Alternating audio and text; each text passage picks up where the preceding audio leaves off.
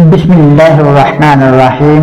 السلام علیکم ناظرین گرامی، آج کی اس ویڈیو کے اندر ہم آپ کو بتائیں گے کہ حابیل کا قتل قابیل نے کیوں کیا اور کس وجہ سے کیا۔ ناظرین جانیے سب کچھ اس ویڈیو کے اندر۔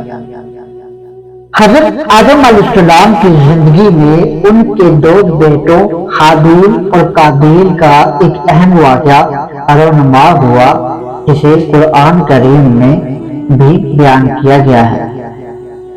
حضرت آدم علیہ السلام اور حضرت حوا علیہ السلام کو اللہ تعالیٰ نے اپنی قدرت سے پیدا فرمایا، پھر ان دونوں کے ملاپ سے نسل انسانی کی ابتدا فرمائی، جیسا کہ ارشاد باری تعالیٰ ہے: اے لوگو، اپنے رب سے ڈرو جس نے تمہیں ایک جان سے پیدا کیا اور اسی میں سے اس کا جوڑ پیدا کیا، اور ان دونوں سے کثرت سے مرد اور عورت پھیلا دیے۔ حضرت حوا علیہ السلام 20 یا 40 مرتبہ حضرت آدم علیہ السلام سے حاملہ ہوئی۔ ہر حمل میں 2 بچے پیدا ہوئے، ایک لڑکا اور ایک لڑکی۔ یہ جوان ہو جاتے تو حضرت آدم علیہ السلام ایک حمل کے لڑکے کا دوسرے حمل کی لڑکی کے ساتھ نکاح فرما دیا کرتے۔ ایک تو یہ اللہ تعالیٰ کی طرف سے حکم تھا، دوسرا یہ تھا کہ انسان صرف آدم علیہ السلام کی اولاد میں سے ہی ہونے تھے، کسی اور کے جنس سے نہیں۔ ایک دوسرے کے ساتھ نکاح کرنے کے علاوہ اور کوئی صورت ہی نہ تھی۔ انہی اولاد میں قابیل اور حابیل 2 لڑکے تھے، جن کے ساتھ ایک لڑکی بھی پیدا ہوئی۔ قابیل کے ساتھ جو لڑکی پیدا ہوئی وہ بہت خوبصورت تھی، اس کا نام اقلیمہ تھا، جبکہ حابیل کے ساتھ پیدا ہونے والی لڑکی لیوزا کم خوبصورت تھی۔ جب حضرت آدم علیہ السلام نے شرعی دستور کے مطابق قابیل کا نکاح لیوزا سے کیا اور حابیل کا اقلیمہ سے کرنا چاہا تو قابیل اس پر راضی نہ ہوا اور مطالبہ کیا کہ میرا نکاح اقلیمہ کے ساتھ ہی کیا جائے۔ حضرت آدم علیہ السلام نے اس سے فرمایا: اقلیمہ تیرے ساتھ پیدا ہوئی ہے، لہذا وہ تیری بہن ہے، اس کے ساتھ تیرا نکاح حلال نہیں۔ قابیل کہنے لگا: یہ تو آپ علیہ السلام کی رائے ہے، اللہ تعالیٰ نے یہ حکم نہیں دیا۔ اس پر آپ علیہ السلام نے فرمایا: اگر تم یہ سمجھتے ہو کہ تم دونوں اپنی قربانیاں پیش کرو، جس کی قربانی قبول ہوگی وہی اقلیمہ کا حقدار ہوگا۔ اس زمانے میں قربانی قبول ہونے کی علامت یہ ہوتی تھی کہ آسمان سے ایک آگ اتر کر اسے کھا جاتی تھی۔ قابیل کھیتی باڑی کا کام کرتا تھا اور حابیل بکریاں چراتے تھے۔ قابیل ہلکی قسم کی گندم کا ایک ڈھیر قربانی کے طور پر لایا، جبکہ حابیل نے رضائے الہی کے لیے ایک عمدہ قسم کی بکری قربانی کے لیے پیش کر دی، پھر گندم اور پہاڑ پر رکھ دیا۔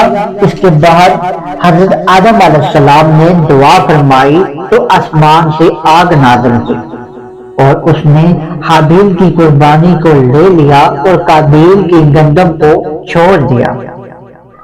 یوں حابیل کی قربانی قبول ہو گئی اور یہی اقلیمہ کے حقدار پائے۔ حابیل کی قربانی قبول ہونے پر قابیل کے دل میں بغض اور حسد پیدا ہو گیا، اور جب حضرت آدم علیہ السلام حج کے لیے مکہ مکرمہ تشریف لے گئے تو قابیل نے حابیل سے کہا: میں تجھے قتل کر دوں گا۔ حابیل نے کہا: کیوں؟ قابیل نے کہا: اس لیے کہ تیری قربانی مقبول ہوئی اور میری قبول نہ ہوئی، اور اس طرح تو اقلیمہ کا مستحق ٹھہرا، لیکن اس میں میری ذلت ہے۔ حابیل نے جواب دیا: اللہ تعالیٰ صرف ڈرنے والوں کی قربانی قبول فرماتا ہے۔ حابیل کے اس قول کا یہ مطلب تھا کہ قربانی کو قبول کرنا اللہ تعالیٰ کا کام ہے، وہ متقی لوگوں کی قربانی قبول کرتا ہے تو وہ متقی ہوتا ہے تو تیری قربانی قبول ہوتی، اگر تو متقی نہیں تھا تو تیری قربانی بھی قبول نہیں ہوئی۔ تو یہ خود تیرے افعال کا نتیجہ ہے، اس میں میرا قصور کیا ہے؟ اگر تو مجھے قتل کرنے کے لیے میری طرف ہاتھ بڑھائے گا تو میں تجھے قتل کرنے کے لیے ایسا نہیں کروں گا، کیونکہ میں نہیں چاہتا کہ میری طرف سے ابتدا ہو، حالانکہ میں تجھ سے قوی اور توانا ہوں۔ یہ صرف اس لیے کہ میں اللہ سے ڈرتا ہوں اور یہ چاہتا ہوں کہ میں گناہگار نہ بنوں، بلکہ میرے قتل کرنے کا گناہ اور تیرا سابقہ گناہ یعنی والد کی نافرمانی، حسد اور خدائی فیصلے کو نہ ماننے کا سارا گناہ تیرے اوپر ہی پڑے۔ قرآن کریم میں حکایات کا یہ حصہ ان الفاظ کے ساتھ بیان کیا گیا ہے، چنانچہ ارشاد باری تعالیٰ ہے، اے حبیب انہیں آدم کے 2 بیٹوں کی سچی خبر پڑھ کر سناؤ۔ جب دونوں نے ایک ایک قربانی پیش کی تو ان میں سے ایک کی طرف سے قبول کر لی گئی اور دوسرے کی طرف سے قبول نہ کی گئی، تو دوسرا بولا میں ضرور تجھے قتل کروں گا۔ پہلے نے کہا اللہ صرف ڈرنے والوں سے قبول فرماتا ہے، بے شک تو مجھے قتل کرنے کے لیے میری طرف اپنا ہاتھ بڑھائے گا تو میں تجھے قتل کرنے کے لیے اپنا ہاتھ تیری طرف نہیں بڑھاؤں گا۔ میں اللہ سے ڈرتا ہوں تو سارے جہانوں کا مالک ہے، میں تو یہ چاہتا ہوں کہ میرا اور تیرا گناہ دونوں تیرے اوپر ہی پڑ جائیں تو تو دوزخی ہو جائے۔ یہ ظلم کرنے والوں کی یہی سزا ہے۔ حابیل کی خوف خدا پر مشتمل اس تمام گفتگو کے بعد قابیل اپنی شہرت کی تقسیم کے لیے نفس امارہ کے شکار ہو گیا، اپنے بھائی کو قتل کرنے کے ارادے پر ڈٹا رہا اور بلا آخر قابیل نے حابیل کو کسی طریقے سے قتل کر دیا اور یوں دنیا و آخرت کا خسارہ اٹھایا۔ ارشاد باری تعالیٰ ہے، تو اس کے نفس نے اسے اپنے بھائی کے قتل پر راضی کر لیا تو اس نے اسے قتل کر دیا، پھر وہ نقصان اٹھانے والوں میں سے ہو گیا۔ حابیل کو قتل کرنے کے بعد قابیل حیران اور پریشان ہوا کہ اب لاش کو کیا کرے، کیونکہ اس وقت تک کوئی انسان مرا ہی نہ تھا۔ چنانچہ اس وقت ایک وہ لاش کو پشت پر لاد کے پھرتا رہا، پھر جب اسے لاش چھپانے کا کوئی طریقہ سمجھ نہ آیا تو اللہ تعالیٰ نے انسانوں کی تدفین کا طریقہ سکھانے کے لیے ایک کوہ بھیجا۔ یوں ہوا کہ 2 کوے آپس میں لڑے، ان میں سے ایک نے دوسرے کو مار ڈالا، پھر زندہ کوے نے اپنی چونچ اور پنجوں سے زمین کھرید کر گڑھا کھودا، اس میں مرے ہوئے کوے کو ڈال کر مٹی سے دبا دیا۔ کوے کا واقعہ دیکھ کر قابیل کو شرم آئی کہ مجھے اس کوے جتنی بھی سمجھ نہ آئی کہ اپنے بھائی کی لاش چھپا لیتا۔ پھر قابیل نے بھی زمین کھود کر حابیل کی لاش کو دفن کر دیا۔ قرآن کریم میں ہے، پھر اللہ نے ایک کوہ بھیجا جو زمین خرید رہا تھا تاکہ وہ اسے دکھا دے کہ وہ اپنے بھائی کی لاش کیسے چھپائے۔ کوے کا واقعہ دیکھ کر قاتل نے کہا ہائے افسوس کہ میں اس کوے جیسا بھی نہ ہو سکا کہ اپنے بھائی کی لاش چھپا لیتا، تو وہ پچھتانے والوں میں سے ہو گیا۔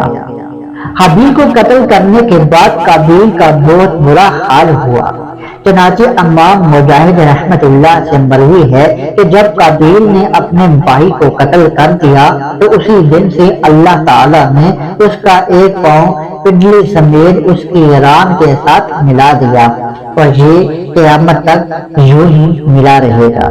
اس کا چہرہ سورج کی طرف کر دیا، جس طرف سورج گھومتا اسی طرف اس کا چہرہ گھوم جاتا۔ اور حضرت عبد الرحمن بن فضالہ رحمت اللہ علیہ سے مروی ہے کہ جب قابیل نے حابیل کو قتل کر دیا تو اللہ تعالیٰ نے اس کی عقل، ظاہر اور دل میں سمجھنے کی صلاحیت ختم کر دی، اور اسی طرح رہا یہاں تک کہ مر گیا۔ قابیل کا آخری عذاب بھی بہت سخت ہوگا، جیسا کہ حضرت عبداللہ رضی اللہ تعالی عنہ سے روایت ہے، رسول اللہ نے ارشاد فرمایا کسی جان کو ظلماً قتل نہیں کیا جاتا مگر اس کے خون نحق میں حضرت آدم علیہ السلام کے پہلے بیٹے کا حصہ ضرور ہوتا ہے، کیونکہ اسی نے پہلے ظلماً قتل ایجاد کیا۔